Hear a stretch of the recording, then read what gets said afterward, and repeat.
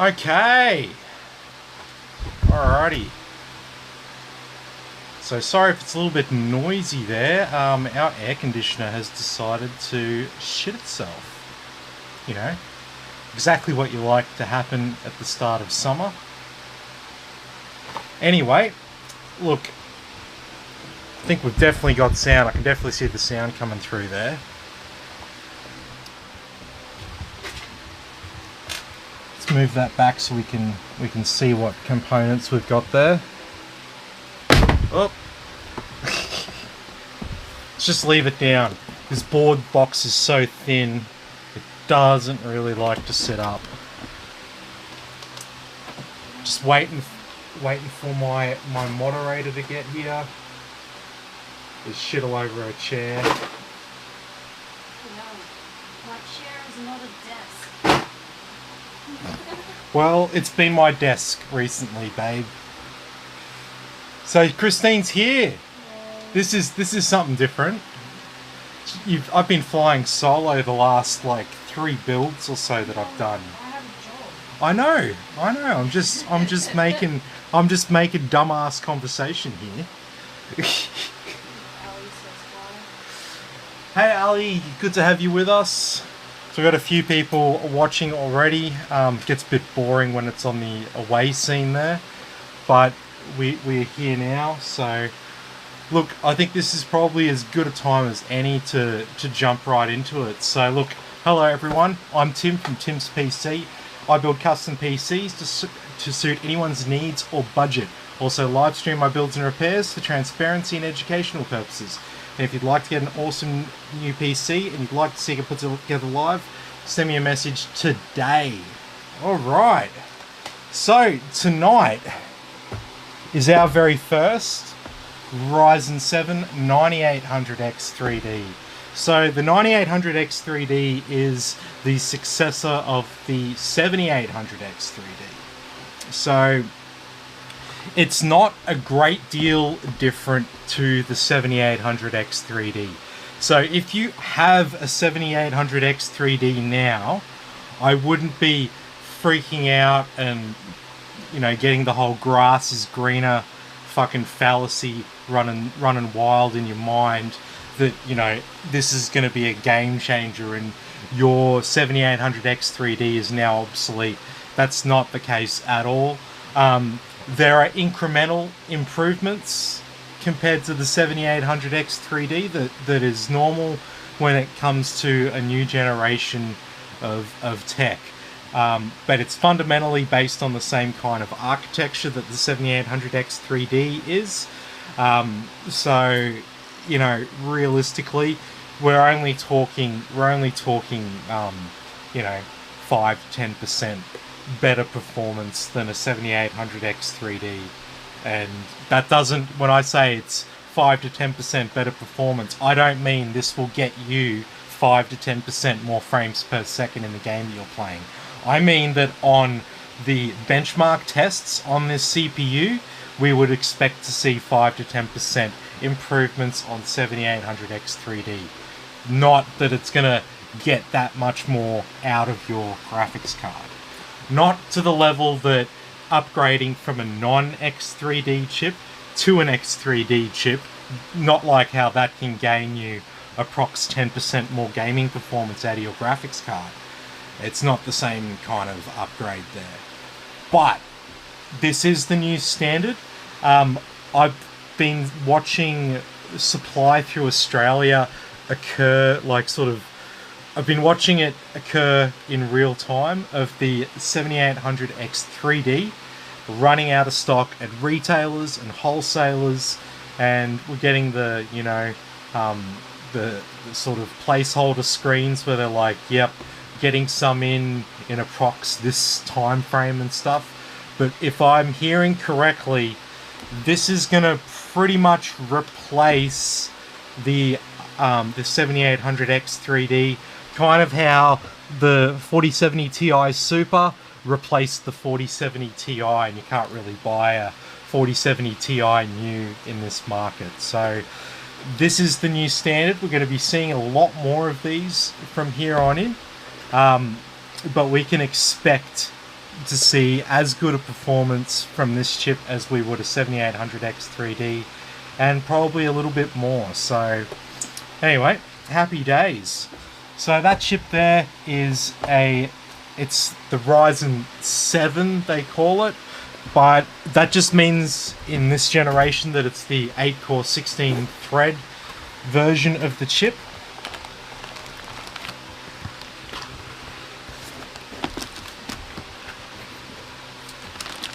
And this one here is our motherboard.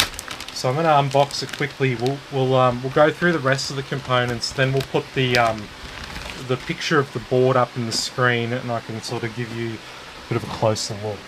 So when looking for a sort of better price to performance option for a motherboard to go with a X3D chip, this would be kind of like the minimum that I would want to go with. So the main thing here is you've got some really nice direct touch heat sinks here on the MOSFET VRM co-processors. That's everything that's around the CPU here. So if you plug a more powerful CPU into a motherboard and a more powerful graphics card as well, both these things have the same effect on components on the board. Things like the chipset under here, the MOSFET VRM, that gets really, really, really hot. So you need to make sure you've got a board with adequate heat sinks around to sort of support a more high-powered CPU there.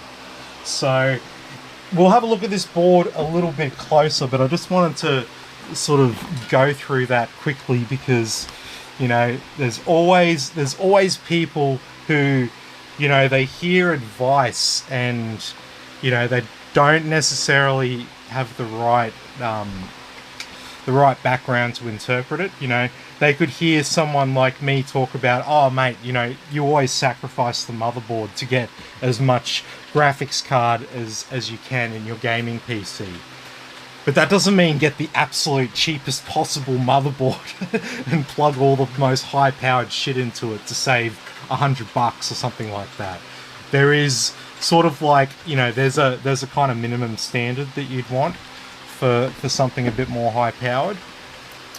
But as long as you get something like this as a minimum, with these nice heat sinks everywhere and all that, you're probably going to be fine. Make sure that when you buy a new generation chip like this, that you do a BIOS update on the motherboard before you try and install the CPU on the motherboard.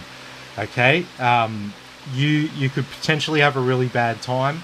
It's not really a big deal if you're swapping your CPU from say a Ryzen 7000 non-X3D chip and you want to plug in a 9800 X3D now as a nice little X3D upgrade for you, just make sure you update your BIOS before you plug the new CPU in, because the thing is, when they release new CPUs, the socket and the motherboard might stay the same, but there is some updates that are needed to be done to the BIOS to allow the motherboard to talk to the new CPU properly.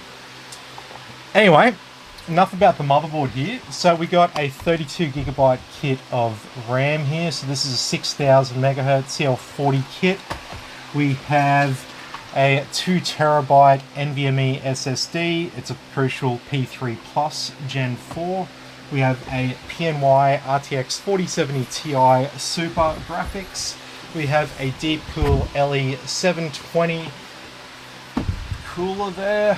And finally, we have a nice Thermaltake Tough Power 850 watt. This is the GFA3. Yes, the GFA3 ATX3 power supply. So really important that you get an ATX3 power supply there that has the 12+4 pin cable natively from the power supply, because if not you have to use the skanky 12+4 pin adapter cable. Which do we have an adapter cable around here somewhere? I usually chuck them out actually. My floor's a bit messy at the moment and I feel like there might be one on the floor. No, I wouldn't put it in there. That's cables that are actually important.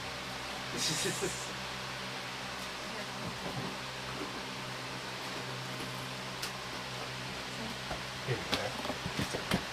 I will show you what I mean. Yeah. Hey Darren, how you going? Good to have you with us. Hey George, how you going? Good to have you here. Yes. So this is the thing, right? If you don't have the right power supply with the right cable, you have to use this chunky cable to plug into your graphics card. Then you plug in the normal 6+2 pin PCIe cables from a regular power supply, and it becomes the 12+4 up the top there. But it's much neater and looks a lot cleaner if you just spend a little bit more money and get yourself an ATX3 power supply. So, like I said, this is one of Thermaltake's top tier units, and it should say, oh yep, it's got it right on the front there. 10-year warranty. So you can judge, if you don't know anything about power supplies, you can use that warranty as your guide to quality. I find it's pretty consistent and a pretty reliable way of shopping for a power supply in this day and age. So don't worry about the 80+ rating so much. The higher the 80+ rating, the more energy efficient it is. So it's like, you know, the Energy Star ratings on your fridge and shit like that. That's what the 80+ rating is. It's not your quality guide, it's just your Energy Star rating. You know, you could have some absolute piece of shit fridge, but it's got like maximum energy stars, but it basically doesn't cool anything down because it's that shit.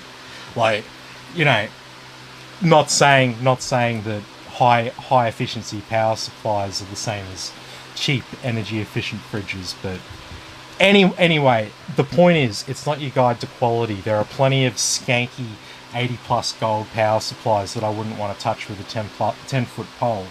But this is definitely not one of them. And the case, finally, is the ANTEC Constellation C3. We've used this case a little bit. There's a little bit of modification that's needed from the stock configuration to have it conform to the Tim's PC standard. We'll go through that as we normally do. It cleans up really nicely. So, alright, let's get stuck right into it. So, I'll get Christine to share the screen then on the, not that one, the next one over there. Yeah, that one there. This is our new thing. So because it's always so hard to see the motherboard when we have a look at the board and we talk about the features on the board. It's much easier for me to chuck up a nice little picture there, and it'll be easier for you to see it. So basically this is the MSI Pro B650M-A Wi-Fi motherboard. It's the successor of the MSI B550M Pro VDH Wi-Fi motherboard, a board that has a really good reputation as a great budget board that even supports high-powered CPUs. This is the B650 version of it, and it's way better. It's a little bit more expensive, but it's way better. So, starting off at the top here, in the top left-hand corner from your perspective, you got 12 pins of CPU power. The aforementioned nice direct touch heatsinks there on the MOSFET and VRM. AM5 socket, I should say, in the center there. We got a total of 5 fan headers on the board. So 3 at the top there, 1 at the bottom, and 1 around the side there near the audio outputs. We've got 4 slots for our RAM, dual channel memory across the 4 slots. We have a total of 4 RGB headers, 2 5 volt, 2 12 volt. We've got USB-C front panel header. We don't have USB-C on the back, but if your case has USB-C, which I'm pretty sure this one does, you have the support there on the board. We got 4 SATA ports there, 2 horizontally orientated, 2 vertically orientated, a horizontally orientated USB 3 port. I love them. Along the bottom there, we got a couple of USB 2 ports, COM port plus debug headers. That's one of our RGB headers. Obviously, our front panel audio down the bottom. Our gold audio capacitors there down in the bottom left-hand corner. They are, like I said, there are audio capacitors in the center. We have our 2 M2 slots there. So we can use either one. I'll probably use the bottom one and leave the top one there as a as like a easy access slot for adding some more storage to it. The bottom slot there will be covered up by the graphics card. So if Travis is the guy who's buying this PC, he's been waiting ages for the CPU. Anyway, if he wants to add a new SSD, he can use that top slot there. He doesn't have to take the graphics card out to get to the other slot. So that should be fine. We've got a PCIe X4 and an X1 slot there as well. Then around the back here, we've got 8 USB ports. We've got a HDMI and a DisplayPort output. You don't really want to use them because that uses the onboard graphics on the CPU, not your graphics card. We've got 2.5 gigabit LAN, Wi-Fi 6E and Bluetooth 5.2. And that's pretty much our board. So get Christine to go back to the main view and we can start putting this bad boy together. Or is it a bad girl? I don't know. Aren't machines women? Like, you know, your car is a woman sort of thing.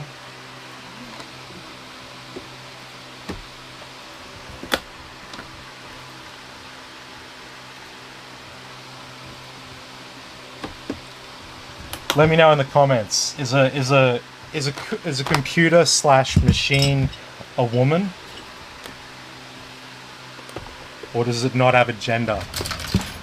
Non-binary. Non-binary, even though it is binary.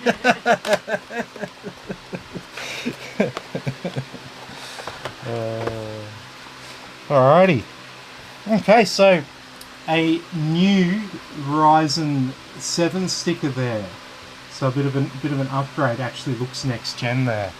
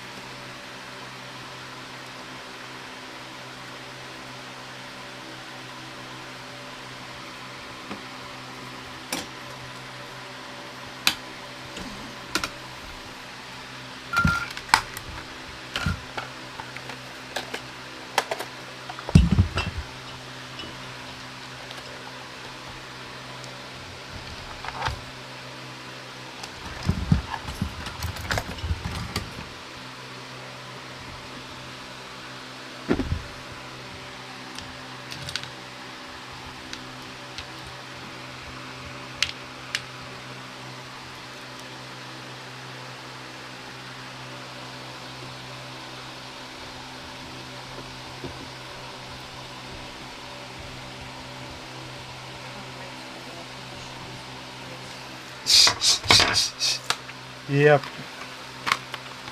That's alright. Be better than ever.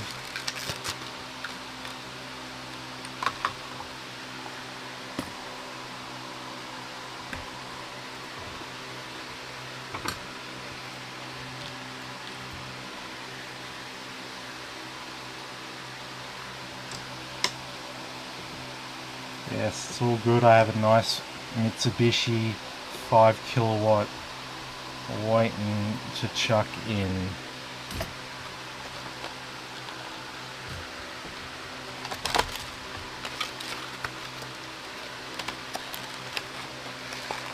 If you think 5 kilowatts a little small, our house is actually pretty small. We don't live in some mega mansion that needs, you know, a fucking 15 kilowatt ducted system or anything like that. No, we're basically peasants, okay?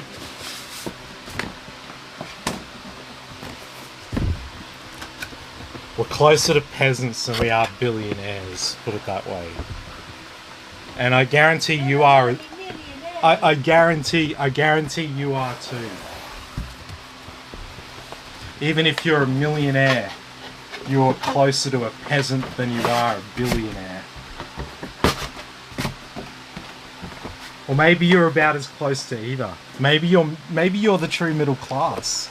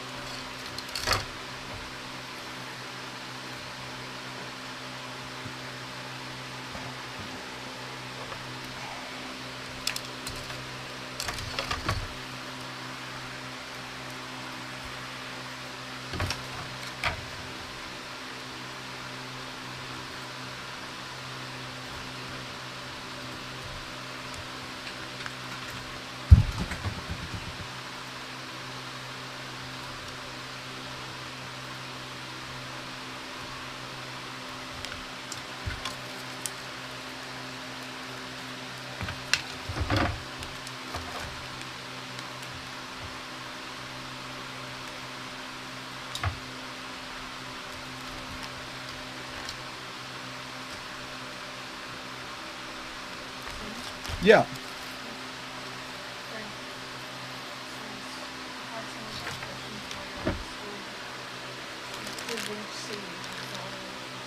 Yep.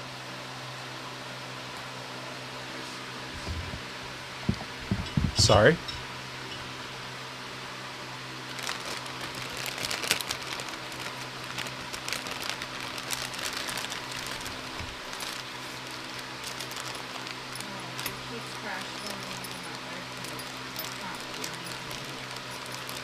Oh, okay.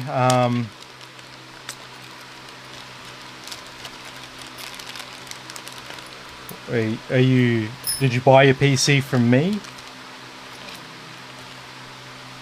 If you did, feel free to send me a message. If not, I mean, you'll have to go diagnose it, right?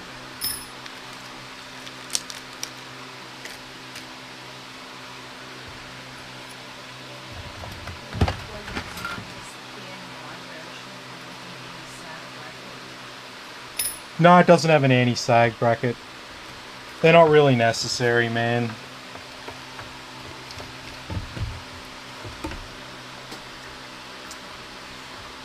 See, the thing is, okay, with anti-sag and all this sort of stuff, it's literally, what sags is the bit of metal that you screw your screws in on the end. It's just a thin bit of aluminium, and basically the heat sinks on the graphics card is so big it weighs it down over time and just slowly bends that aluminium over time.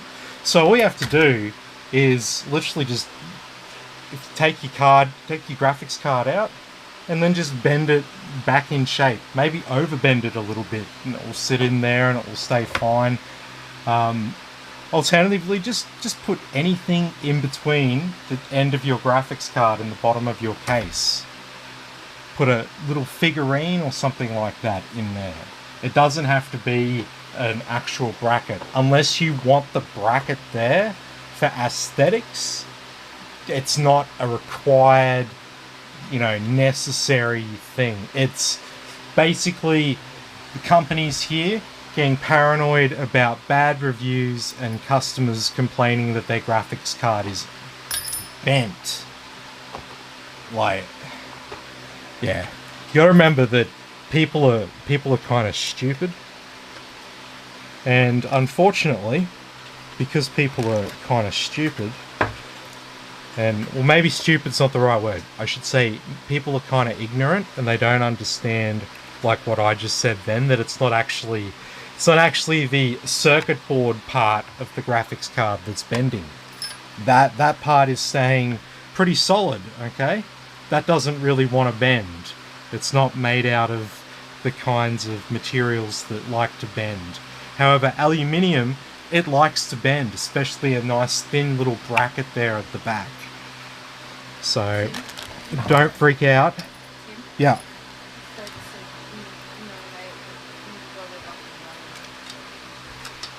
Oh, okay, okay. Just sending to a message about your program trying to run DaVinci. Yeah. Yeah, that's fine. I mean, if you're my customer, I'm happy to help you out. If not, I mean, I'll do my best, but yeah.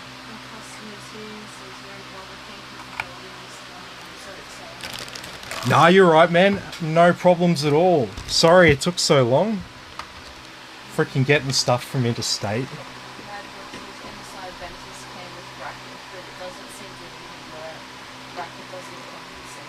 No, it doesn't. But like I said, dude, it's not a big deal.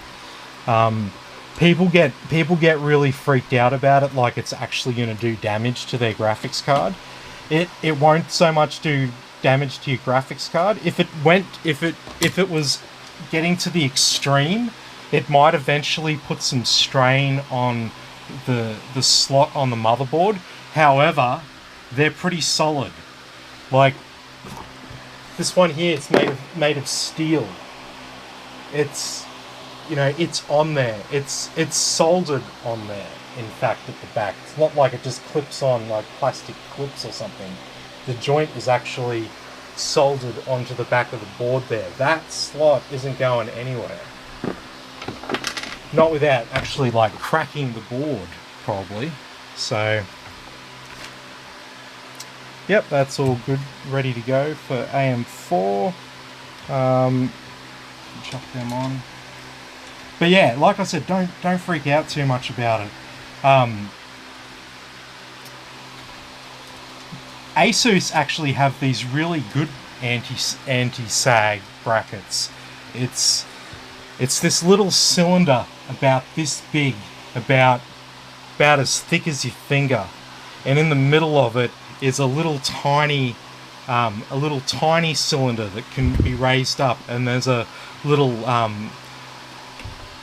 fucking wheel on the end of it to tighten it up, and so you can put it to any height that you want, and it's like really discreet. It just sits there in the corner of your case. You barely notice that it's there.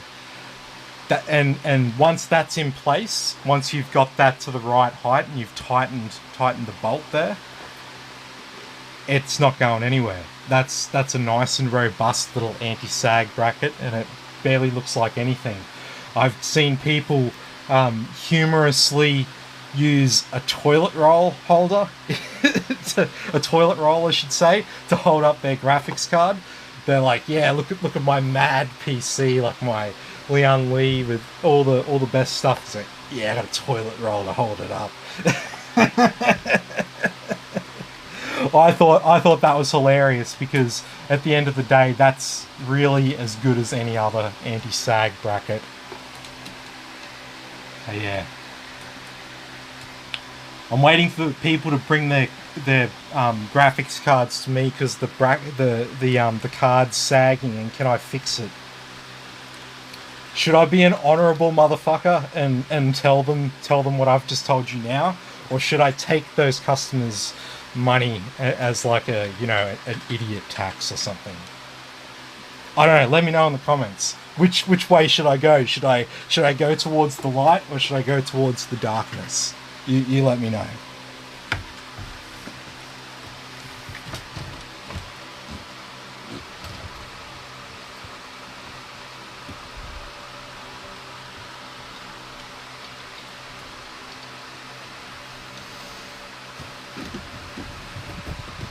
So we got pre-applied thermal compound there on our cooler. And so it should just sort of stay there with the surface tension. That's how you know you've got it mounted correctly.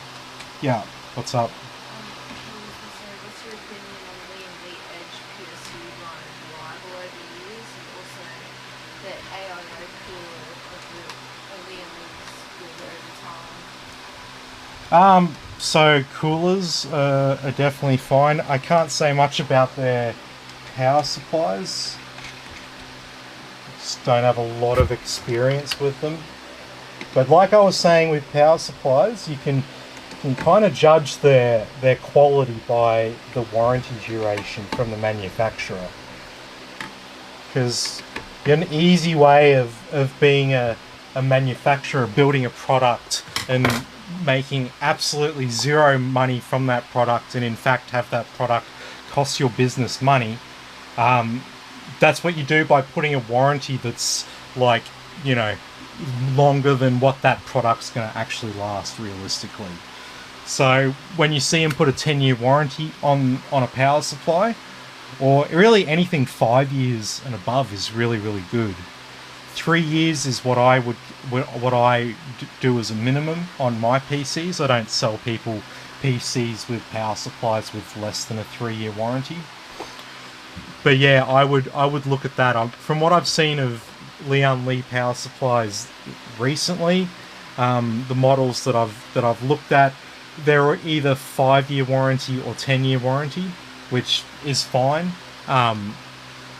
See, Lian Li, you know, most power supply manufacturers don't make all the parts inside a power supply, so it's not like they're all these like special brands that have all these special, you know, specially manufactured parts inside them. A lot of companies will use some of the same parts inside their power supplies, like rival brands and stuff. It's just kind of how it goes. And so it gets really complicated to work all this out. And that's why I always say to people, just have a look at the warranty. Anything over 5 years is a good quality unit, and you should be pretty confident in buying it.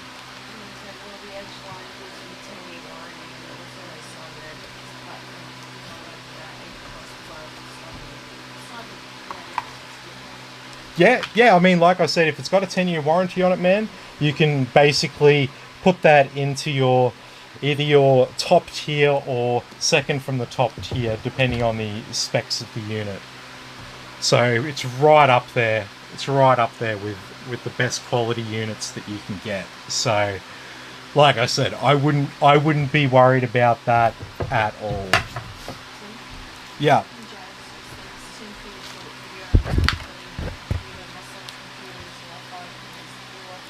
Yep.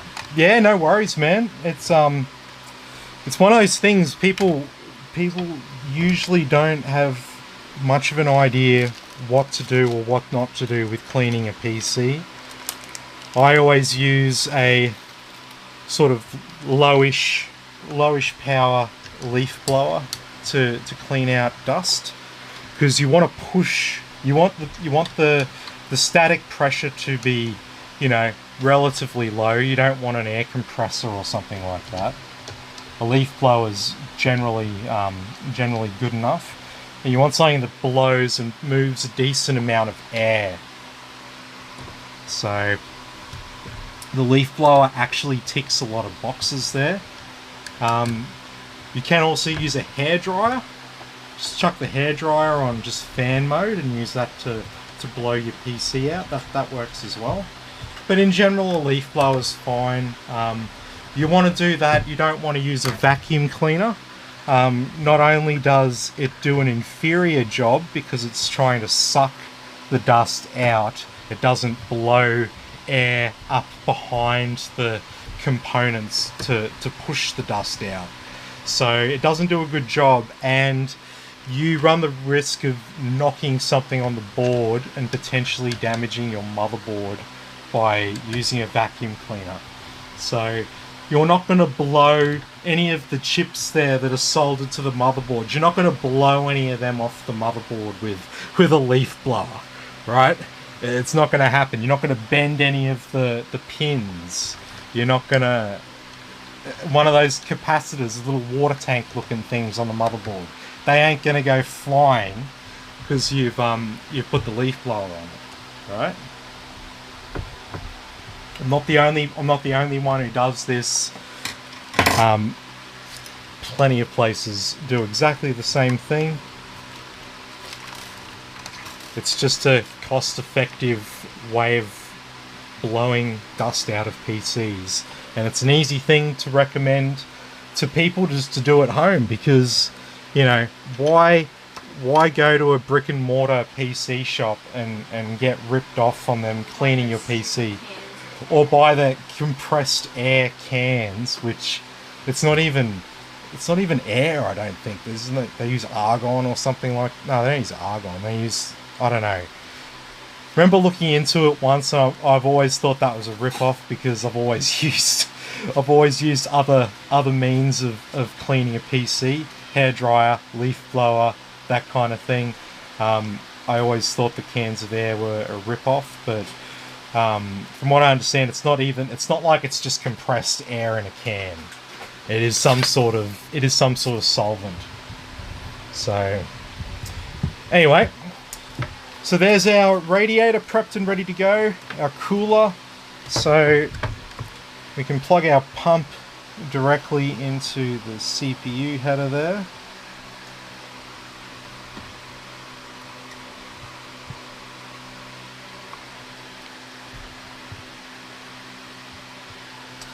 Okay.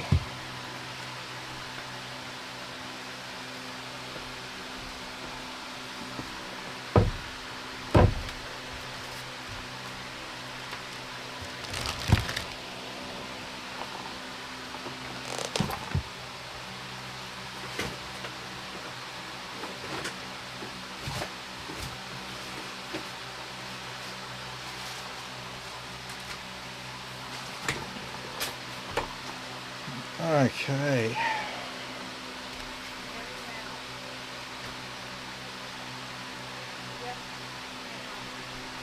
So I'll just chuck a single cable tie around these cables here, just to keep them nice and neat there at the top.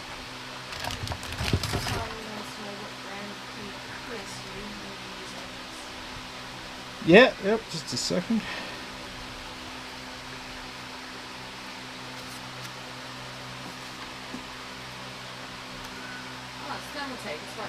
Yeah, we have a Thermaltake GF83 850 watt power supply. Thermaltake, they're famous for power supplies. That is their original claim to fame. This unit here, 10-year warranty like we were talking about before. It's an 80 plus gold rated, so efficiency's fine. Honestly, tell me, if you're living in a Western country, I guarantee the last thing that you were ever thinking of when you started down this journey of building a gaming PC or buying a gaming PC, I guarantee the last thing on your mind was, geez, I hope I get the most energy efficient setup I can. I guarantee not one of you was thinking that. If you're not in a Western country where energy is more expensive relative to your average income and stuff, then energy efficiency is much more important. It's a big deal. And I understand this. But the average person in the West, electricity bills, some might say they're high, but they're not really that high. They could be higher. If you look at what the average income is, and then you look at how much people spend on power, they're not really spending a massive amount of their total income on power. Doesn't mean that people don't like to bitch about it when they get their electricity bill at the end of the quarter. But the cost of power, the cost of the raw energy, doesn't really change in what country you live in. Yes, there's some variance, but it all follows a basic trajectory, because the raw price of the commodity doesn't change just because we're in Southeast Asia. Coal has a global price, and that's what it costs. And then the people who run the power plant costs a certain amount to run. That's it. So then they have to charge this much for the electricity. So at the end of the day, if you live in Southeast Asia, Africa, anywhere that's outside of the West, and the average income's lower, this 80 plus rating, big deal. But for everyone who is in the West, I should say, guaranteed you're not thinking about, shit, is my gaming rig gonna add dollars to my electricity bill? Or if it does, you're not really too concerned about it, because having the gaming PC for a lot of people means they're going to spend a bit less money on other things. Have a good gaming PC. And I just noticed a little sticker on this, Cybernetics Platinum. If I'm not mistaken, they're a PSU review company, and so they've given this power supply the platinum rating. I mean, you can tell when you open the box, right, that this is a top tier unit, right? The power supply comes in its own little sleeve there, little threaded sleeve.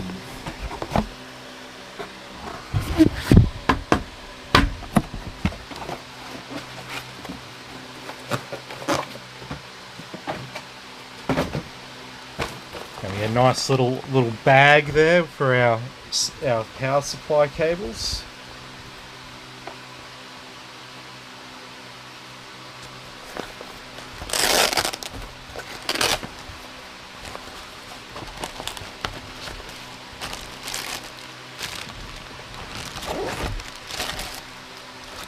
But yeah, like I said, this is a top tier unit.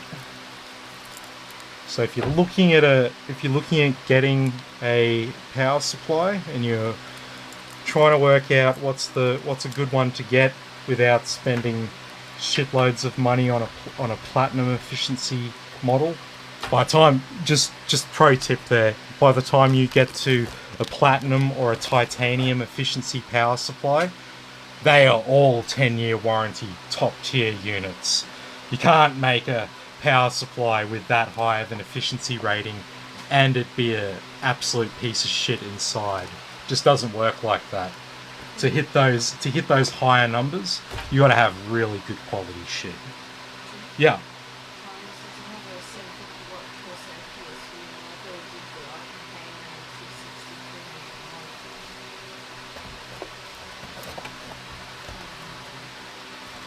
Sorry, babe. I was freaking a million miles away then. What did you just say?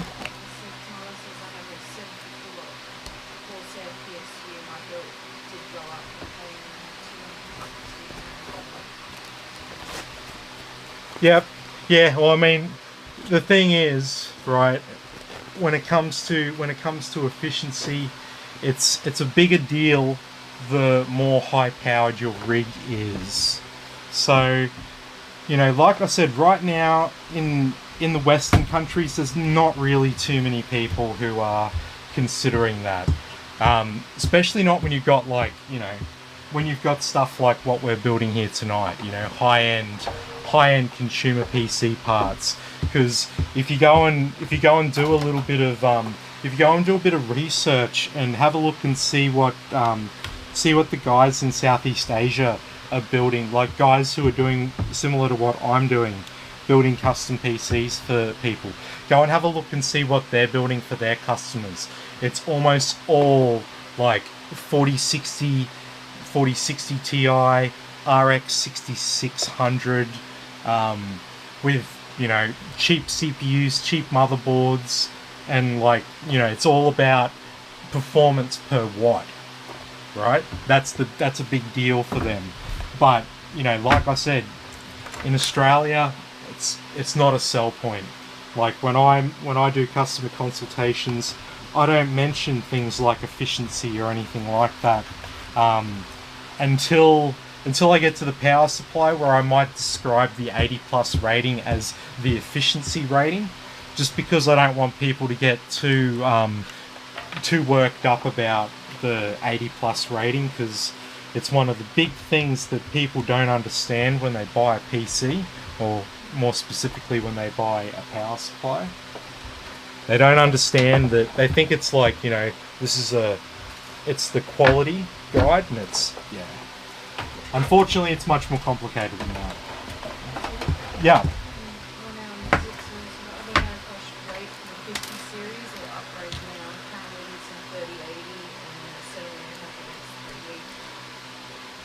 And you got a 3080 now. Yeah.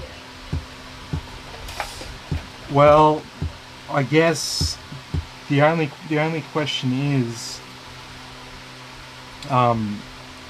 what are you planning on upgrading to, and how long are you willing to wait? There's no guarantee that they're going to come out at the start of next year.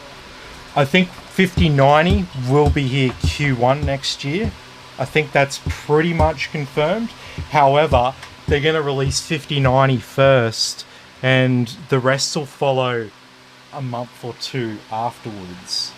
So you might be looking at, you know, it might not be till May, June next year that they release like the 4060, 4070, 4080. Sorry, 5060, 5070, 5080. I mean, we don't know. It's all speculation. You can go and Google XX release date and stuff to your heart's content, but we just don't know yet.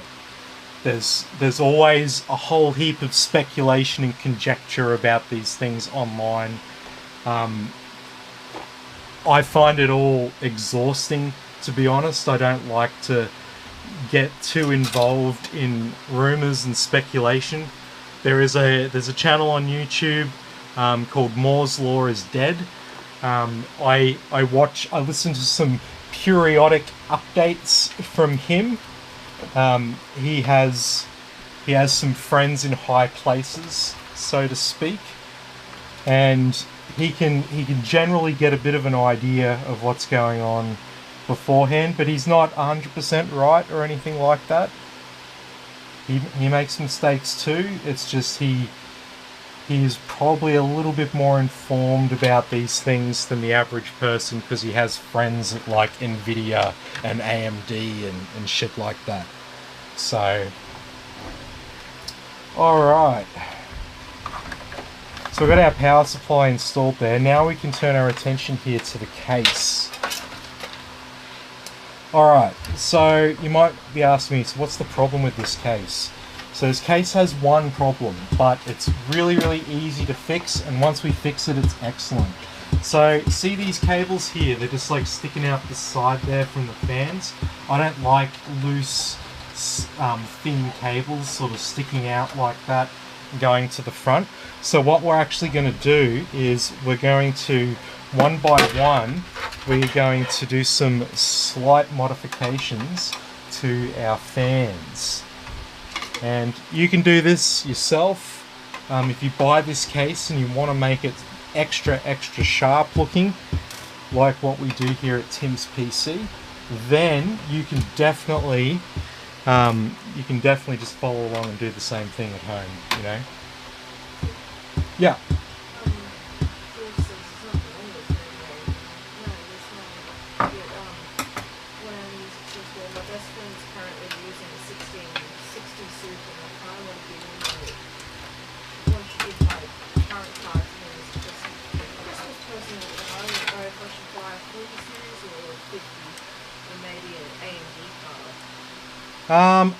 Honestly, you're probably better off sticking with Nvidia, man. I know the Radeon fanboys will hate me and stuff like that, but I'm a business and I've just got to sort of go which way the wind blows on things, if you know what I mean. It's not about what anyone personally wants.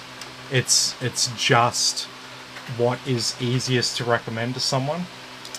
Okay, so just before we go much further, all I'm doing is I'm getting the fans here and I'm just clipping off a little bit of plastic there. You don't have to use the actual clippers, just hold it and twist the pliers.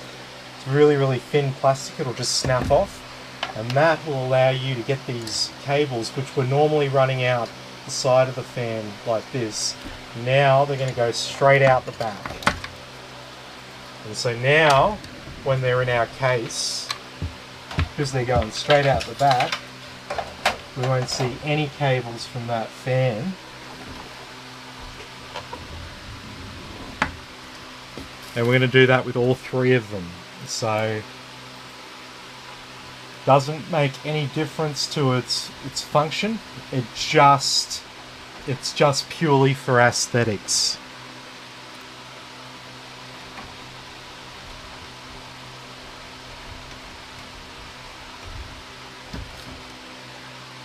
Now, I'm not one to sit here and manicure cables or anything like that, especially not around the back. But it is kind of like a standard thing for me when I build people's PCs, is that we don't just have thin cables sticking out on the front side. Everything's sort of got to be tucked away nicely. What's up? The game is the NZXT thing? Yeah. Yeah. So, do you want to share a link to that, babe, and we can have a chat while we're actually building this PC? So, Christine's just showed me something that I have been hearing about. Oh, it's already been shared. Okay, cool. Oh, no, nobody shared it, but somebody was asking about it. Oh, okay. Yeah, well, share what it is so people know what it is. So, do you remember, those fucking appliance rental frickin' schemes where you like rent something for a certain amount per week and then at the end you have to give the product back to them? Yeah, NZXT is doing that with computers.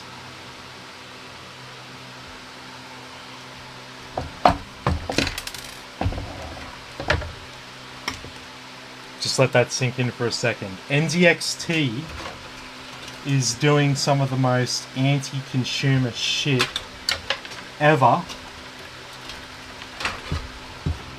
And they are taking advantage of gamers who don't have a lot of money into renting a gaming PC from them for hundreds of dollars per month, and then they're not even paying it off.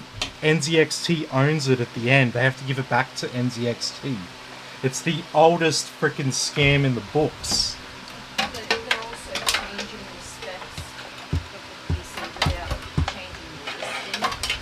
Oh, okay, so they're straight up, it's just straight up fraud. Yeah. Excellent. Well, I'm sure that'll go over real good. Just committing a bit of fraud there. No, this is why I tell people don't ever be brand loyal and stuff like that. All these big companies, they're not your friend. Like seriously, they're just not your friend. They will do things like that as soon as they decide that they need more money.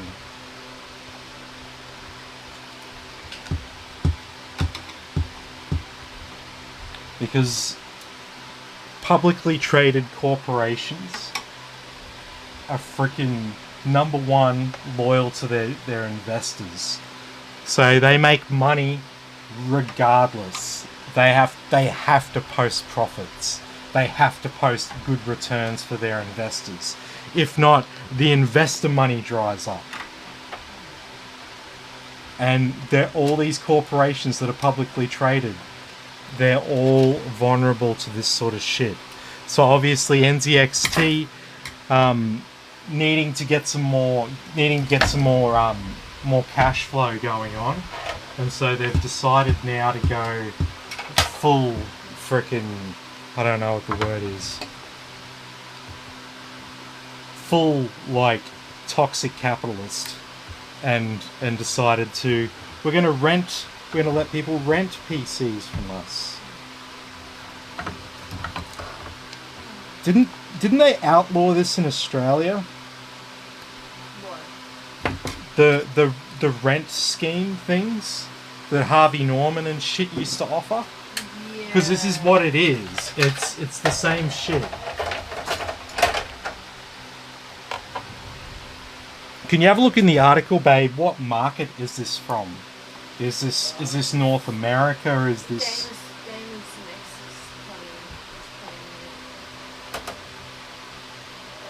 I'm assuming it's US. It says 59 per month.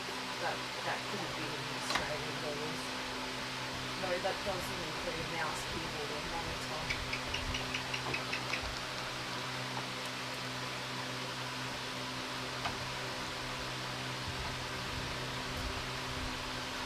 Doesn't really say where it's happening.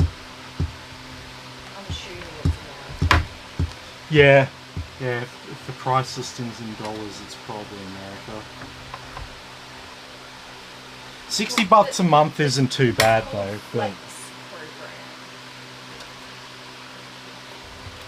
Yeah, I don't know. I still think it's I think it's a little bit misleading because, you know, people could just go and buy their own PC. If you rented it for 12 months, you'd be pretty much buying yourself a PC by that point.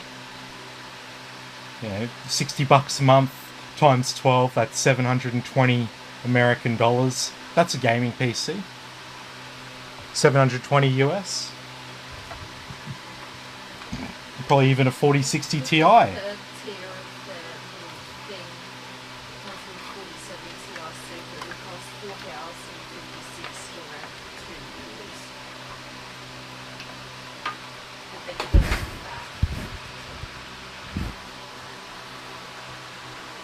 $4,056 to rent for 2 years. Yeah. Holy shit. That is freaking unbelievable. Let's go to i7 13700KF, 4070 Ti Super, in a H7 Pro case. It's $169. The cheapest one is i5 14400F, and a 4060 H5 Pro, that's $59. Yeah, look, either way, none of those deals are very good, man. It's like you see these things rent a fridge and stuff like that. Well, you used to. You don't see it anymore in Australia. That's why I'm assuming it's actually been outlawed here. Because while we are a Western capitalist country where, you know, we're not so like crazy about like ultra freedom as you know, our friends in the United States are. You know, when it makes sense, we make laws against things.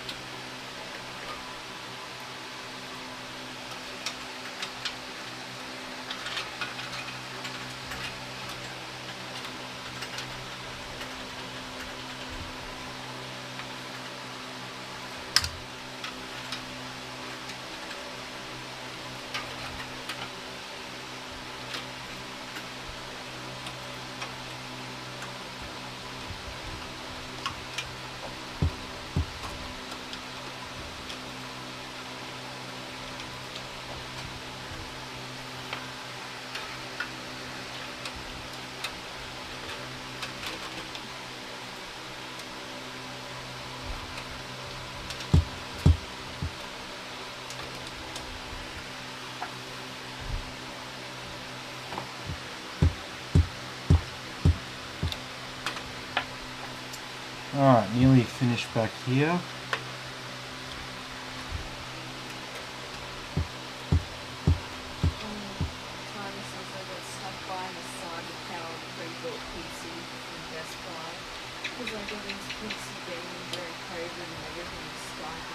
Oh God. Oh no. Yeah, COVID was a bit of a clusterfuck, right? To say the least. It did.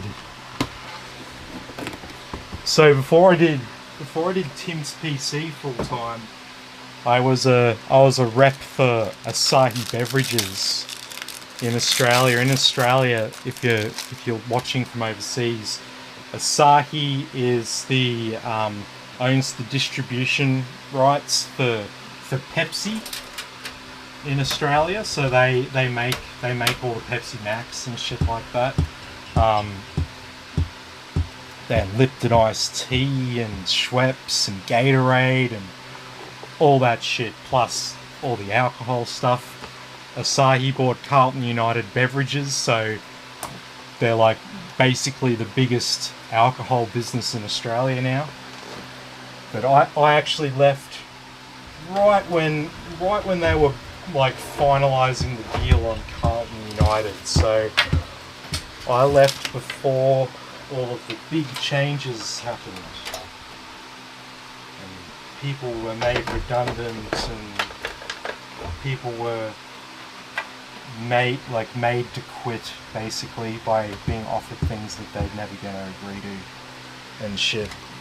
All that good stuff that happens when you merge two big companies and there's all these duplicated freaking positions and shit.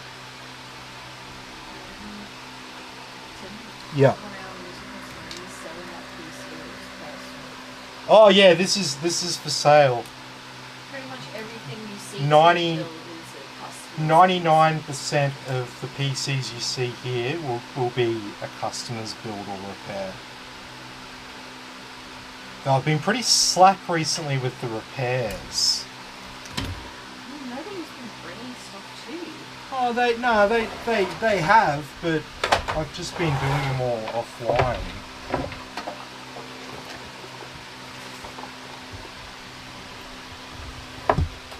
They aren't always the most exciting thing because some people, you know, they'll bring me a laptop and, you know. I had a couple of ladies bring me one laptop that had red wine. Haha, red wine girl, and then coffee girl. I walked into the office and we had the wine one. I'm like, it smells like red wine in here.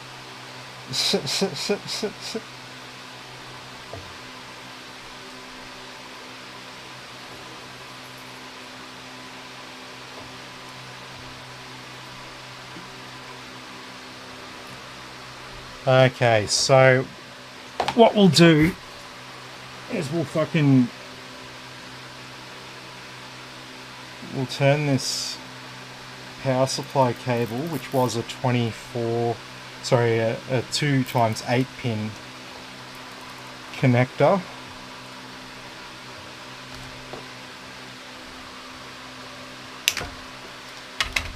And so basically we've separated one of them, they split in half, and we've just sort of torn the wires down there. So it's like that, put a cable tie around it, and now, for all intents and purposes, we have a 12 pin. And it will look like it's just the one cable once it's plugged in.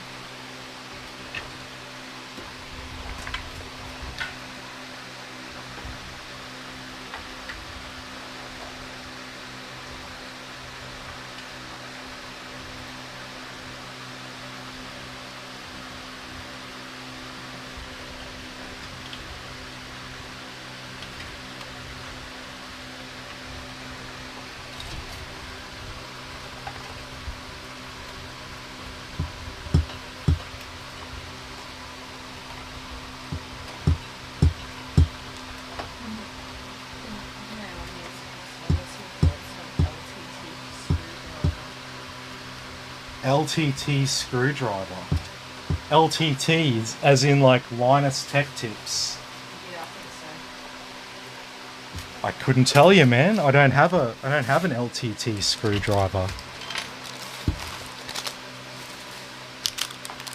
Maybe some companies need to start sending me some shit.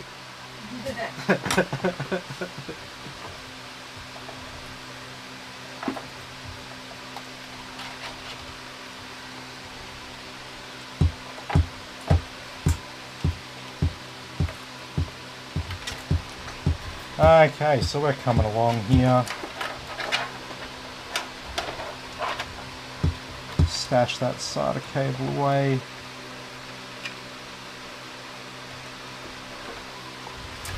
Okay, so we've got all those fan cables coming out the back there. Got a nice included RGB and fan controller there, included in the case. And then we've just got the rest of it around here with the cooler.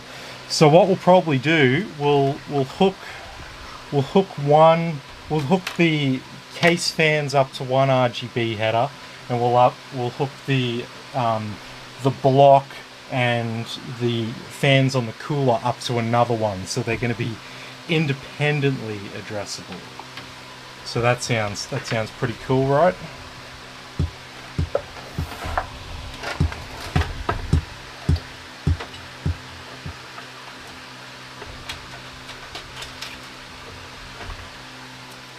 Oh, just let me chuck a few more screws in the top here.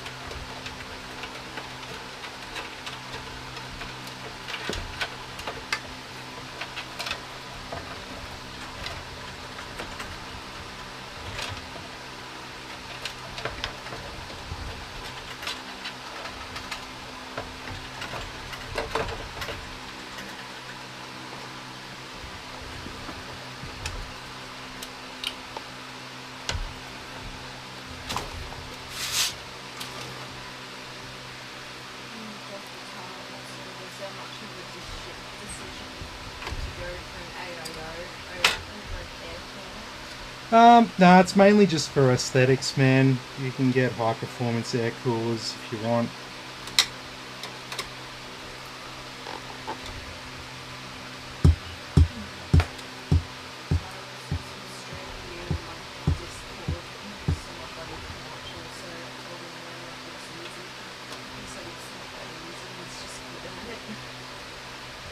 It's I explain it to people. I'm like, it's like working on your own car, right? You know, it's not like undoing, you know, and refastening bolts is like a super complicated thing. That it's just experience doing it and understanding what to do and all that. That's the hardest part. And it's a good experience and it's lots of fun to build your own PC. But the problem is when, you know, things go wrong.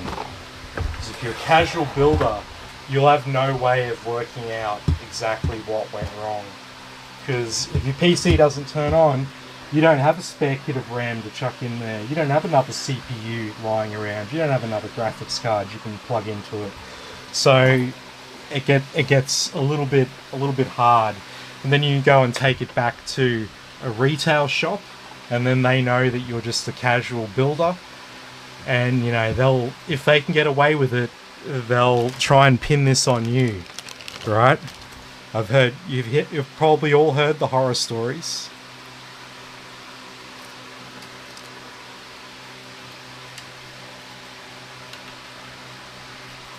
Alright, so we got a triple splitter here. I'm going to use the triple splitter on our fans off our radiator. The pump's plugged into the CPU header, so we've got to adjust the fan header configuration.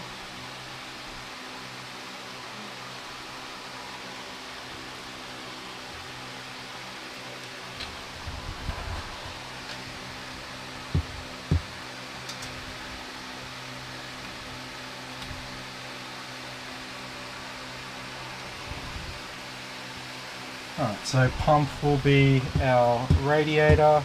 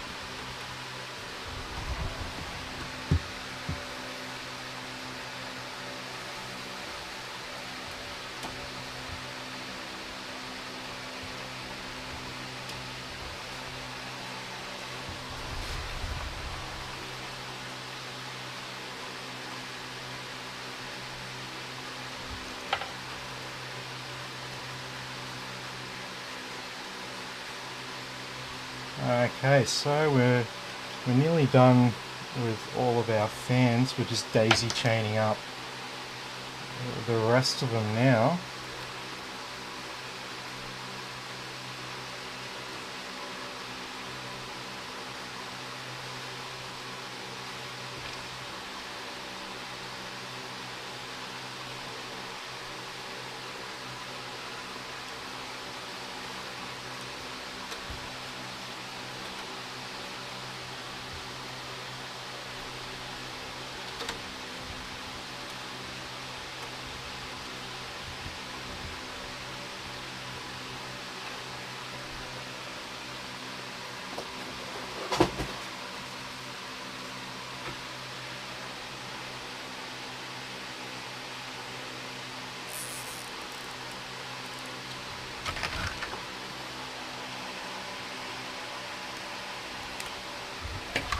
Okay.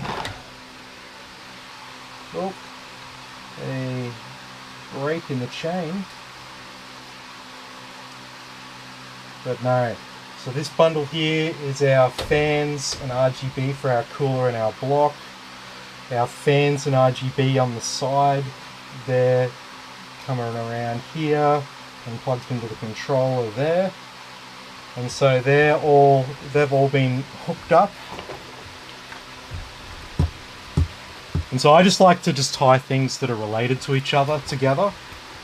Don't get too crazy with it, because if anything goes wrong, you don't want to make it so complicated that it takes you, you know, an hour to put it all back together. And trust me, you don't want to cut a wire.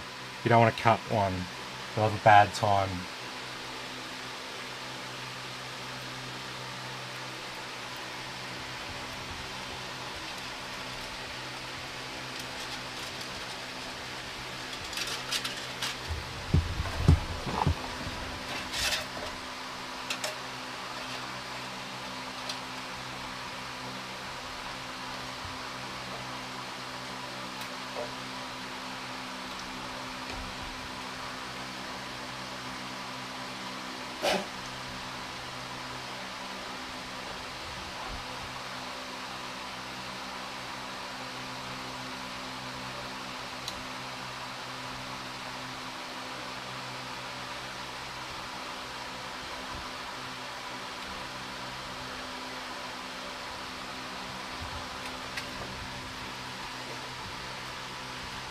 There we go, plugged in the front panel headers.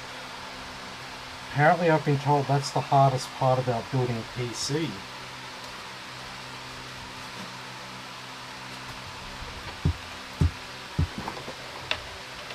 I personally disagree, but that's apparently what I've been told. What do you think? Let me know.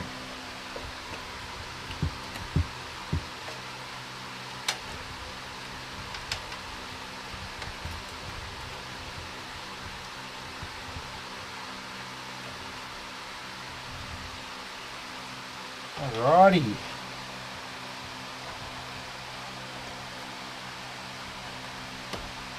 USB 3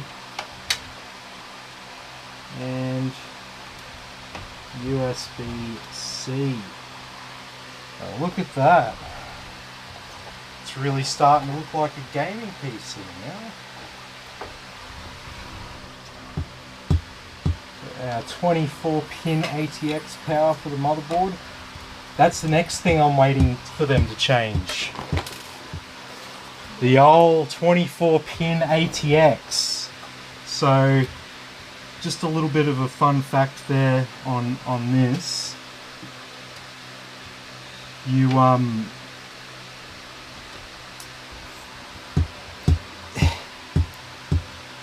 sorry.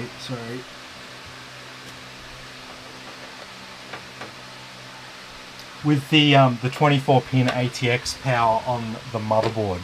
Sorry, I got a bit confused then. Did you know that a lot of the actual pins that are plugged in there are not in use anymore? They provide power to circuits that we don't use anymore and voltages that we don't use anymore. So its days are numbered. It's there for compatibility reasons at this stage. Okay. So that's everything hooked up. We just need to plug in our graphics card now. Alrighty, so this is another big triple slot sucker.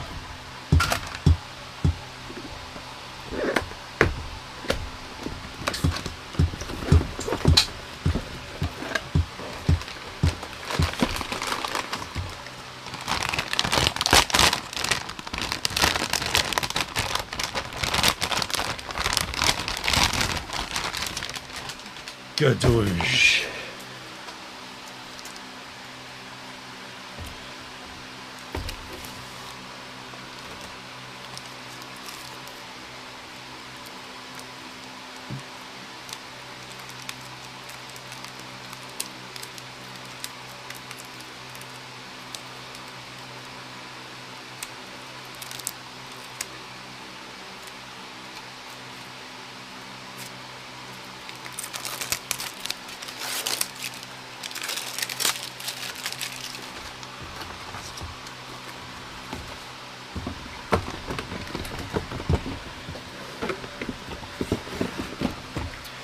And see, this is the thing, they've already started, we're talking about anti-sag brackets before.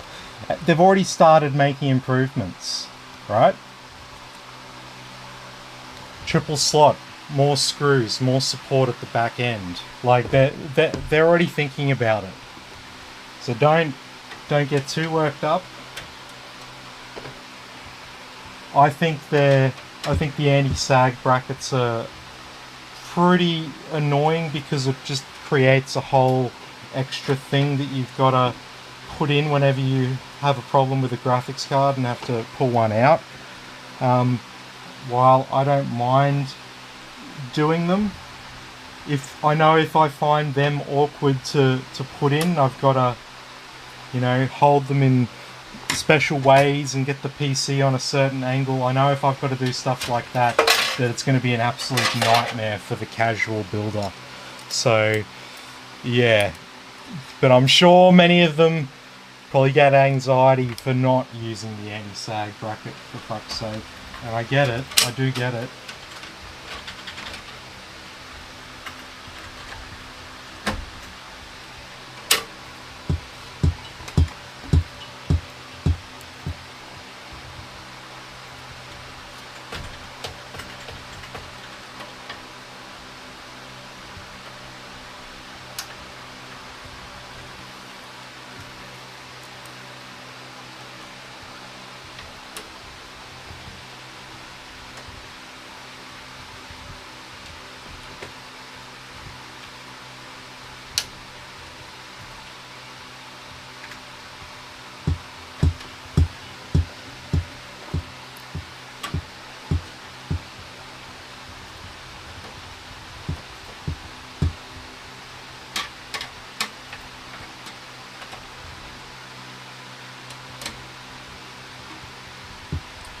Okay.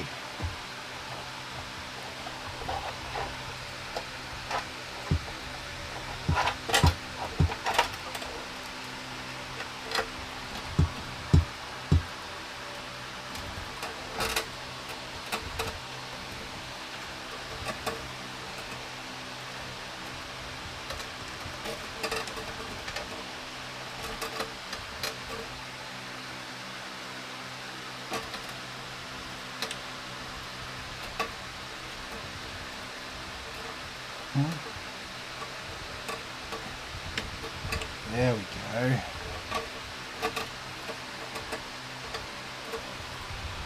Alrighty. So there she is.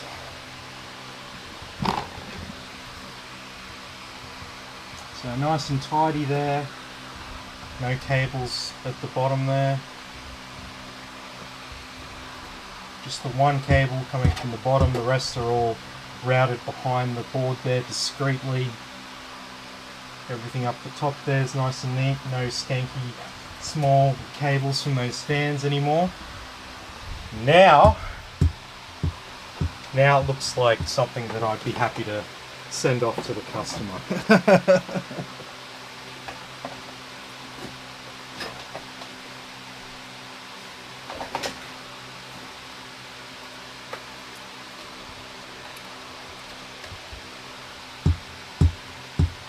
So let's hope this board is up to date and can run the X3D.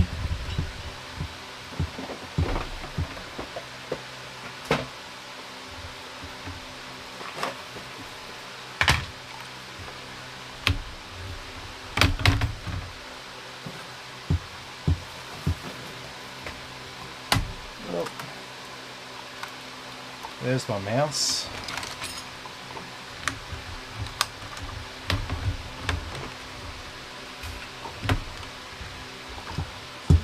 Yeah. Yeah, man, this is a great case, you know, half the price of a Lian Li D11, and I mean, look what you get. Not fucking bad. Push it closer. Alright, I'm scared because the last time I did this, we had a freaking wire was shorted out somewhere.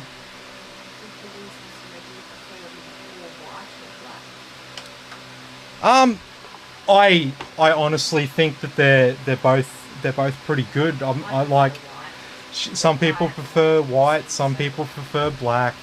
I mean, at the end of the day, it's fine.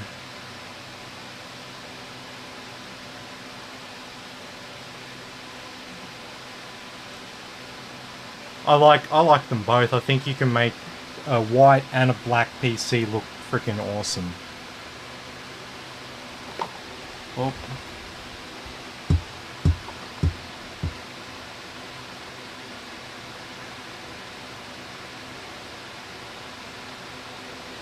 Alrighty, just give it a sec. Is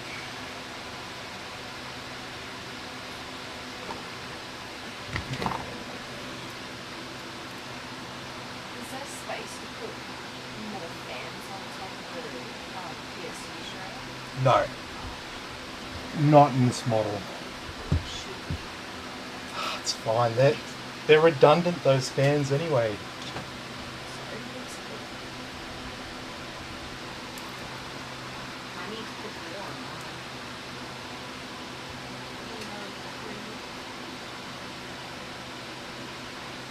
Are we not posting? No.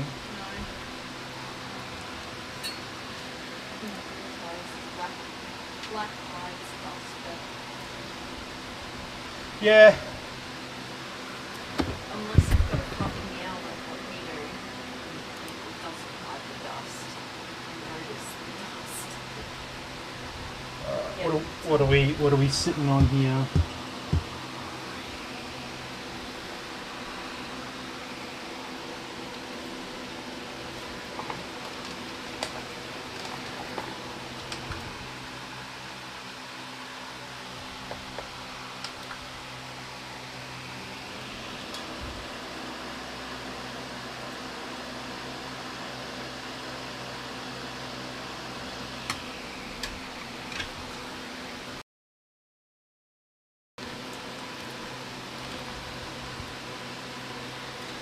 There we go.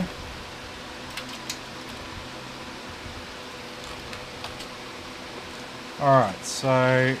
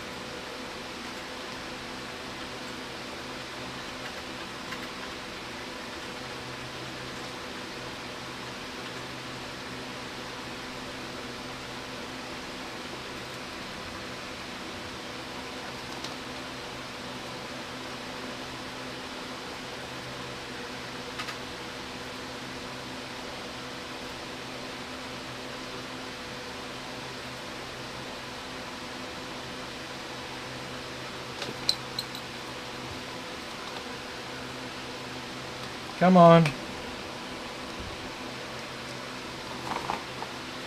Sometimes this happens, USB drive with Windows kind of glitches out.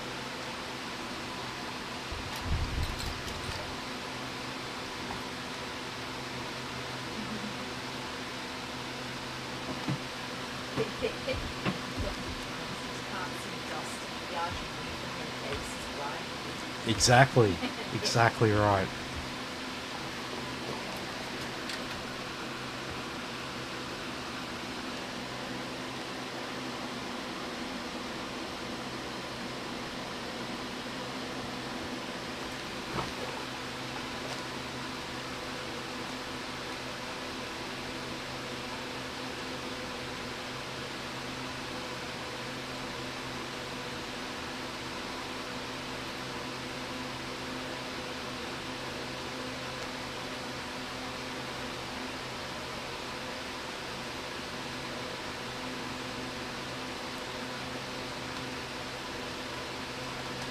It's not liking my Windows drive, is it?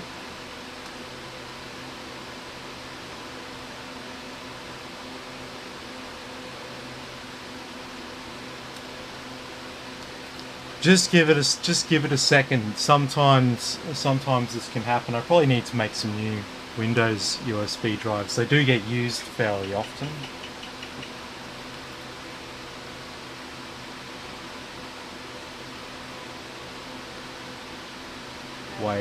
Waiting. Hey man, how you going? Good to have you with us. I think he was here at first. There we go, look at that. Now it wants to play ball.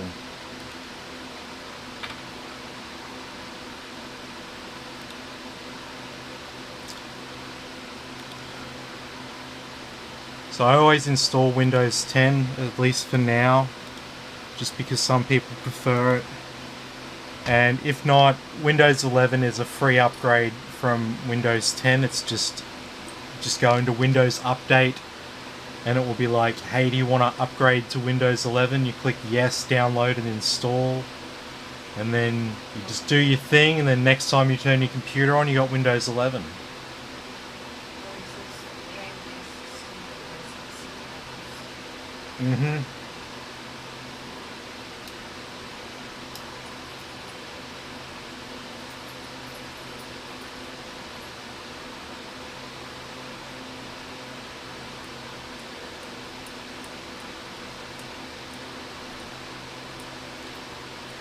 It's not an Intel AMD thing, it's just sometimes you plug a USB in and you can have problems.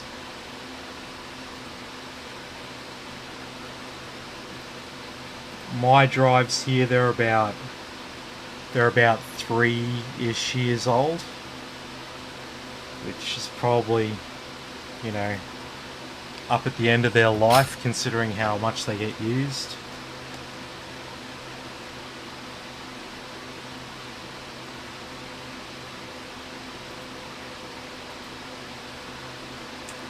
And that's why I have a NVMe enclosure here for everything else.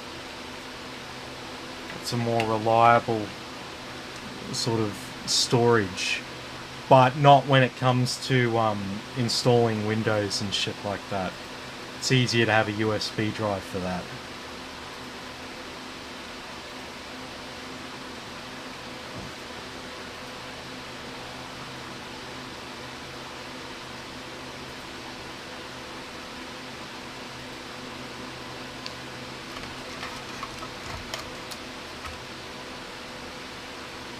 So if you weren't listening before, this is the new gaming performance king, the Ryzen 9800X 3D. It supersedes the 7800X 3D, which superseded the 5800X 3D.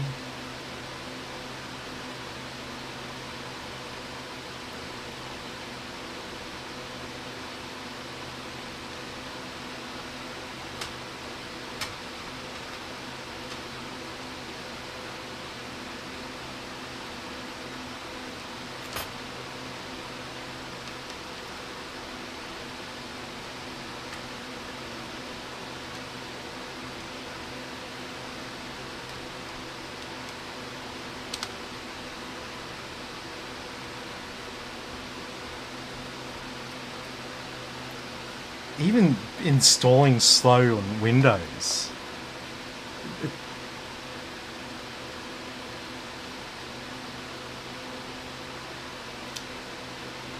I feel like I need a new USB stick.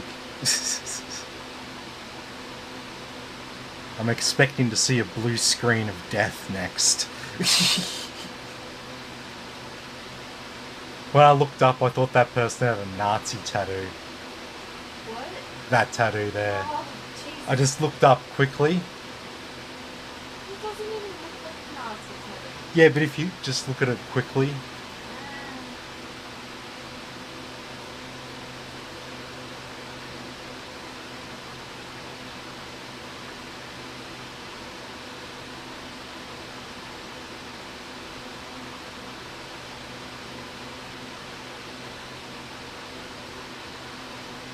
God damn.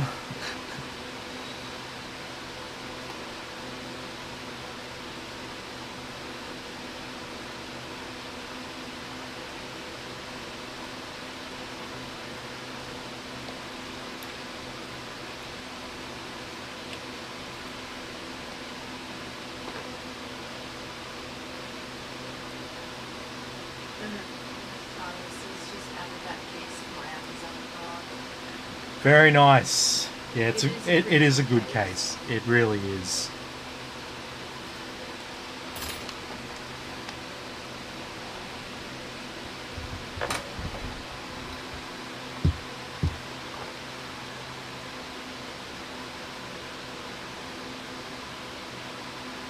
It's cool, it's modern.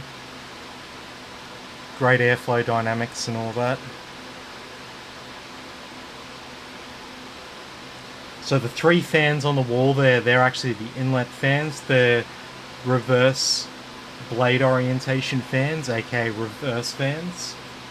So basically it's the same fan blades, they're just put on backwards. So they look like they're all the fans are pointed the same way, but those 3 are actually drawing cool air into the case.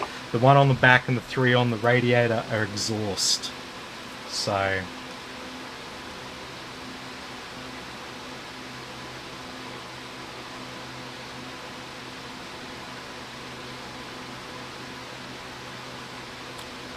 oh my fucking god, it's still not done.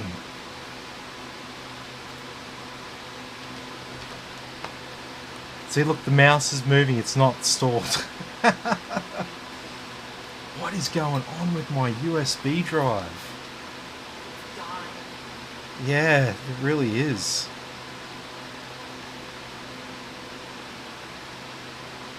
Or this installer is just not optimized for this new CPU at all.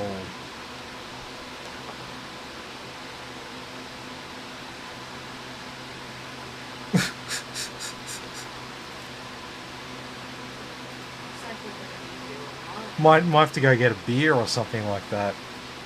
Fucking hell.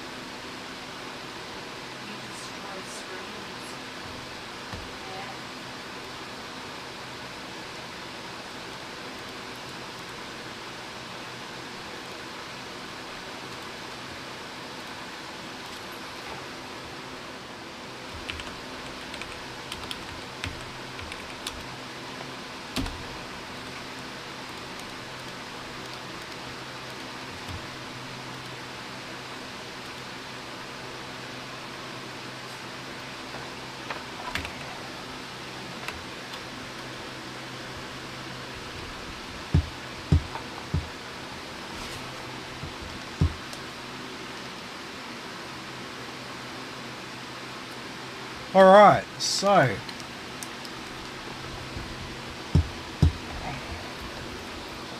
that's all looking very nice.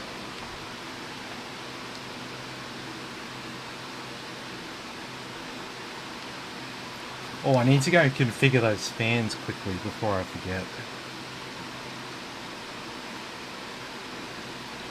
I'll just do our offline install first.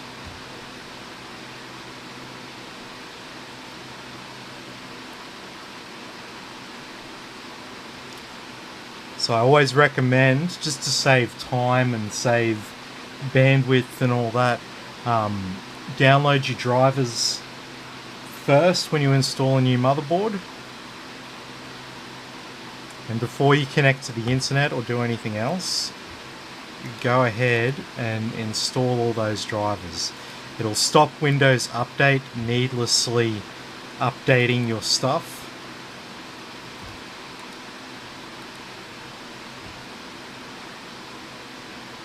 Where are we? This is us.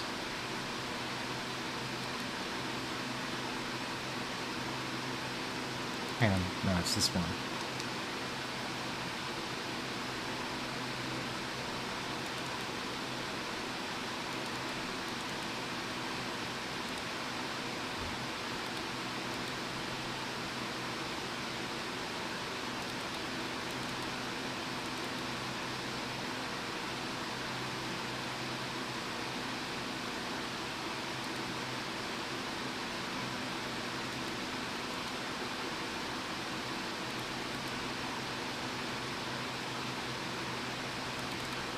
Some of this stuff's not even there.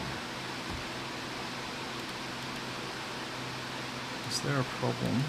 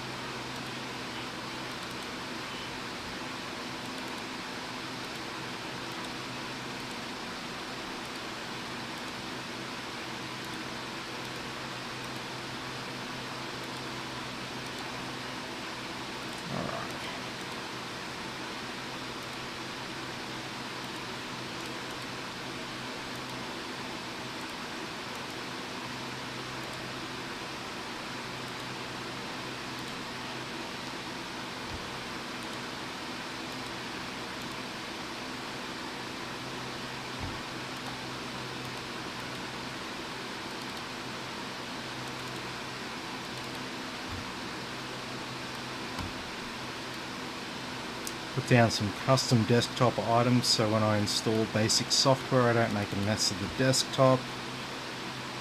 Okay, stuff that'll install offline.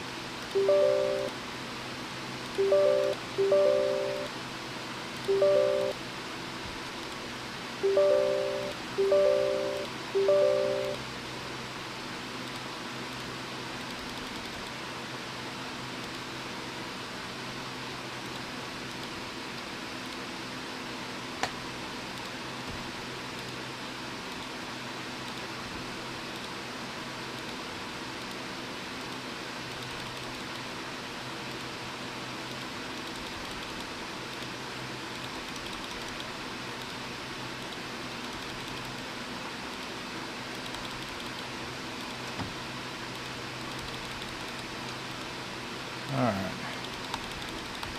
Nearly done. So this is just basic software. It installs really fast. It doesn't take up much space on your drive or anything like that. The stuff I use for running the benchmarks, some of it's basic utility software like VLC Media Player, and some is just stuff that you don't need until you need it, like hardware monitor and crystal disk info.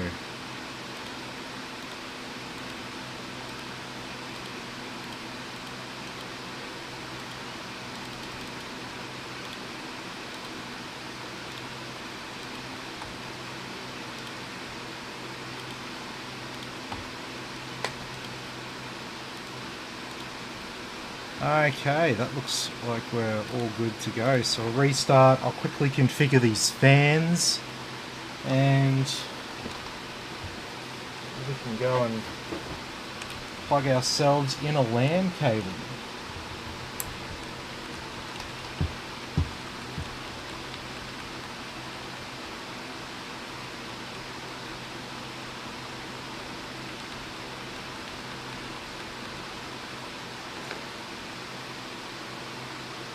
Alright, so configure our fans. We go to advanced mode, hardware monitoring.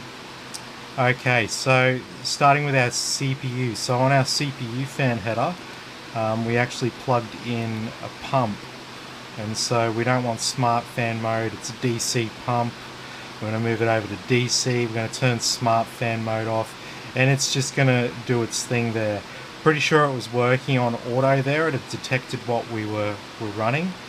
But we'll just configure it correctly from the ground up there so there's no confusion. Our pump header, so our pump header is PWM fans, and we do want these to be on the smart fan mode.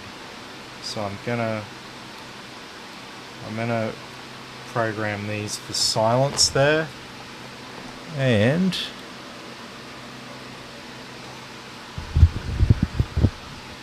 sorry, my mic's in the way there.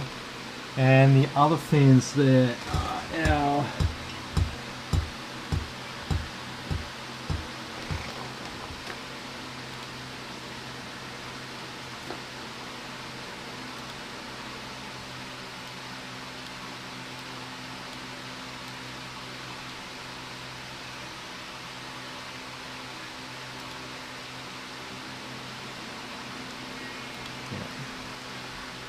it's definitely a PWM header on that one. So there we go. All PWM except our pump on DC. And that is our fans done. So that's relatively painless. But once again, you need to know what the difference between the different fan types are, what's plugged onto what header. You know, it's not completely straightforward, but you know, as far as PC things go, it's fairly straightforward. I'm just going to lift this back fan up about 1 centimeter, or about ½ an inch in the old money.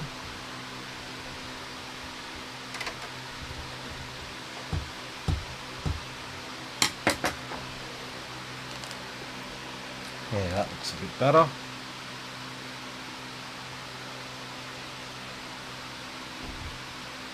Nobody likes a big gap between their fans.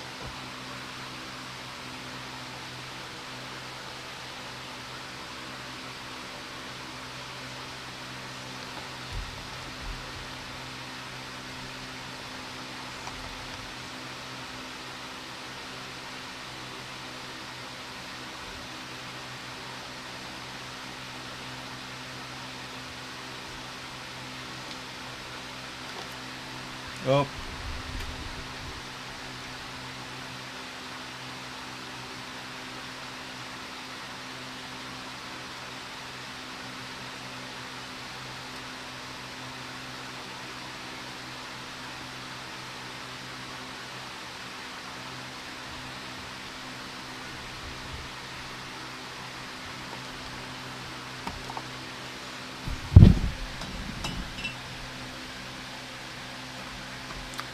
Okay.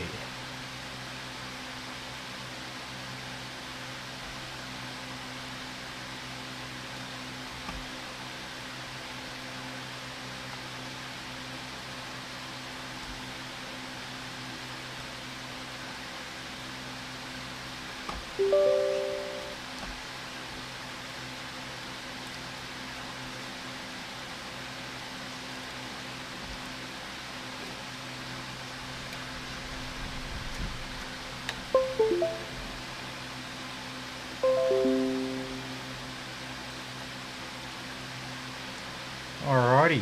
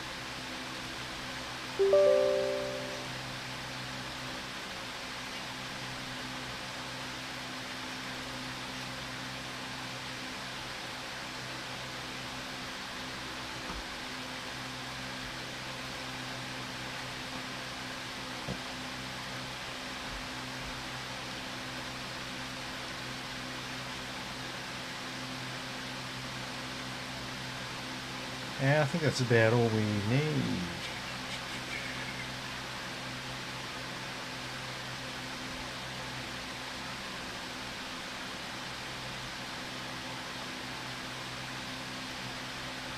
Yep.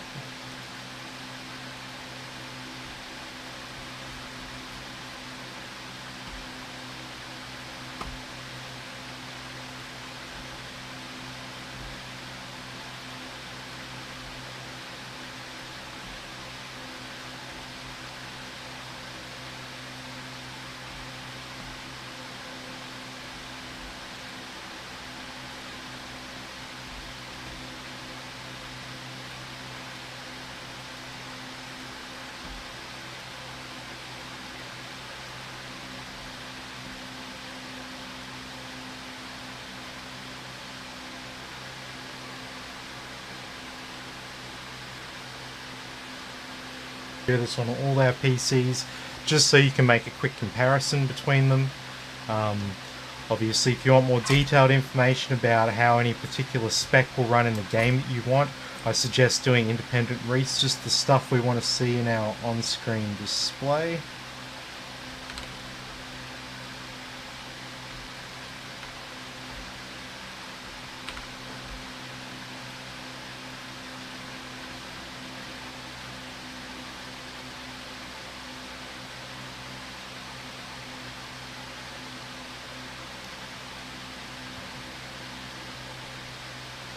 Yep, everything's up to date for our drive. Yep, everything's up to date for our drive.